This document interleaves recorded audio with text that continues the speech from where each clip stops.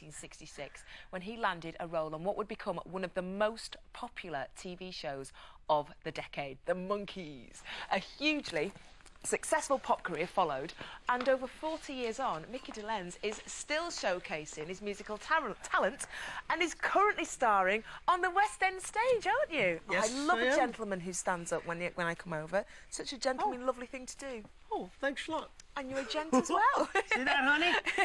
I'm a gentleman. I'm a real gentleman. Now, welcome back to the UK, Well, Mickey. thank you. It's great to be back, too. How are you finding it? Because you were You over turn here. left at Greenland. That's about right, yeah. Yeah, the little island down on the left. Hey, hey, these are the jokes, folks. I'll be here all week.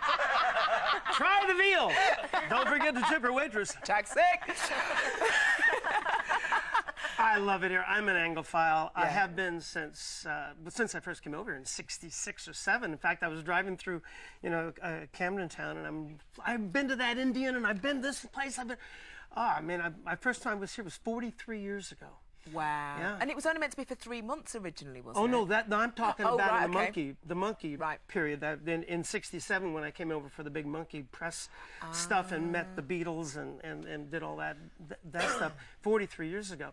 But when I came back in the '70s, actually '77 or so, I came over to do a play at the Mermaid. Yeah. Yeah, The Point. A friend of mine, Harry Nielsen, wrote this lovely musical, and I did that. I was going to be here 3 months, and I got lucky. I started directing for the Beeb and Metal Mickey. and that was LWT. Oh, yeah, Metal I Mickey. remember so much. That was my Saturday night viewing. I absolutely loved it. You're not that old. Oh, Remember thank you. I really remember it. Honestly, that was my absolute Saturday night viewing. It was a cute show. It was a real great good show, and It you ran for a stayed long for time. Yeah. 12 years, didn't you, as well? You stayed over I here stayed here for about 12 years. Had 3 kids. Only one is still here now. Georgia is her name. She's an actress here in London. Is she? Yep. Now, do you mind your children following in your footsteps? No, because I did. My father was an actor. My mom was an actress. They met doing a play. They were musicians. They were singers. So to me, I thought when I was a kid, everybody's father was an actor. I mean, my first memories were going to the set. And did you? Because I've got a little 5.5-year-old, and she is, she wants to be an actress. She can't think of anything else that she wants to be other than an actress. And I don't want her to get into it. I think really? the industry's changed so much now from when I was younger. I was never forced. My parents weren't the typical kind of stage parents where it was eyes and teeth, honey, eyes and teeth. So I just kind of fell into it, but I don't ever remember being forced. And at any time, at any given moment, I could have, and I did after high school. I decided I'd already had a series by the time I was in, high school. So I was going to be an architect. And I was in college doing architecture. I was going to be an architect. And I was going to fall back on show business. Great. If I didn't make it as an architect. Very sensible. And then the monkey audition came along, and the rest is actual history. Yeah. Well, now you're here back again, and you're doing Hairspray, yes. aren't you? Yeah. How's all that going for you? Working with Brian Connolly, aren't you? Wonderful. Yeah, Brian's great. Great guy, very generous actor.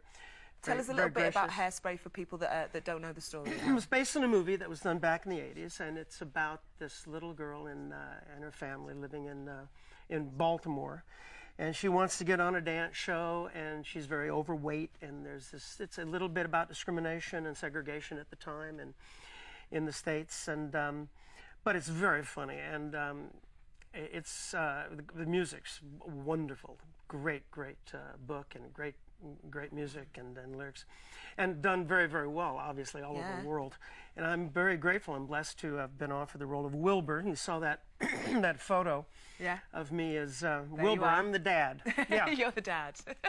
Yeah, I'm the dad, and that's Brian. And you've worked on Broadway as well, haven't you? Yeah, well, this is now my 5th or 6th show. Now I've done Aida, the Elton John, Tim Rice musical on Broadway and on the tour. I did Pippin, the revival. I did Grease.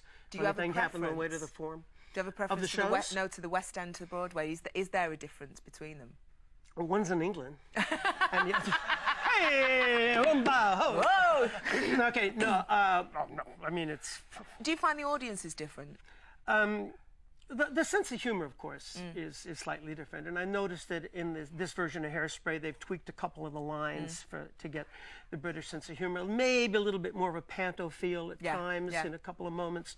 I always find them eager. I love it. I love going to the West End because I always sit there and I'm really eager and I really want everyone to do well on stage. I just love musical theatre. I came to it rather late, but, you know, going back to the Monkees... I'll tell you what, can we do the we've got to go to a break now, but I want to carry on talking about the Monkees. Will you come and join us over on the sofa and talk about the Monkees? Now, I think that just about takes the old revenge cake there. Yeah, I think that's the best you can do, actually, as far as it goes. It's hard to top that one. 10 out of 10 on the revengeometer. I mean, it can go seriously wrong. You've got the couple in the paper at the moment. The lady's just been put in prison, hasn't she? Because she actually poisoned her husband and his new lover, and the lover actually survived. But she's gone to prison now, so you have got to be very careful with your revenge. Yeah. If you're going to poison, only do it a tiny bit, so it doesn't.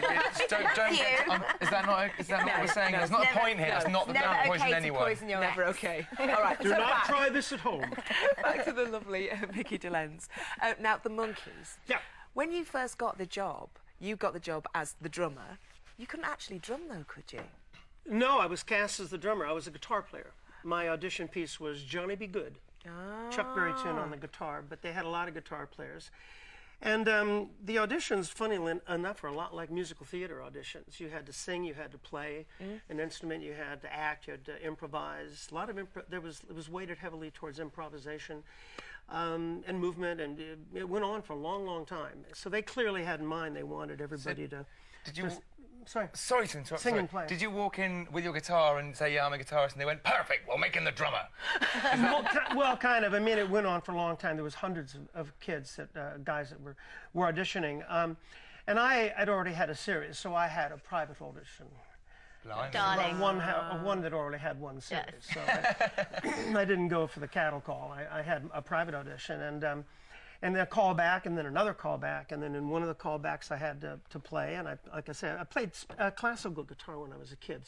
So I was a musician, and I could read music. So when they said, and you're the drummer, I said, fine, where do I start? Like when they said, a circus boy, you're going to learn to ride an elephant. I said, okay, where do I start? Yeah, and I had about a year and to learn before I had to play, live.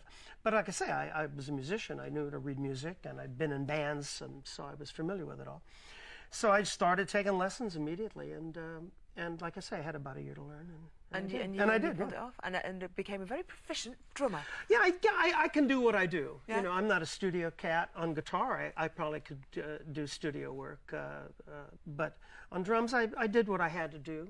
You know, but the Monkees was like musical theater on TV, if you think about it, really. Because I mean, when you watch the TV show, it does look like you. I mean, considering you all auditioned separately, so probably didn't know each other. Did you end up being quite firm friends? Did you get on well? Because it comes across like you're tight.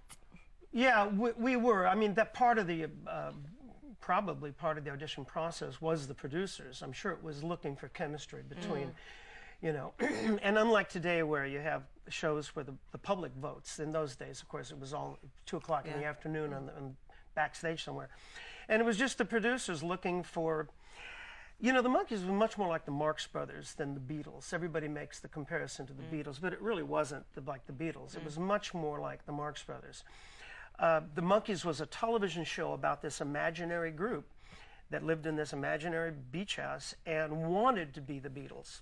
Yeah, but of course. we never were famous on the TV show, and that was a really important element. It's amazing. That we were always struggling for the success, trying to become famous. And that's one of the things I think that some kids could relate to, it endeared them, you know, because they were in their little garages and living rooms playing and singing and trying to be the Beatles, and that's what the Monkees was all about. But, you know, as a kid watching it, it was amazing. So I didn't realise that it wasn't kind of real at the time when I was like 5 or something watching it and thinking, so I don't understand how these guys have got their own TV show, but they're not really big and famous.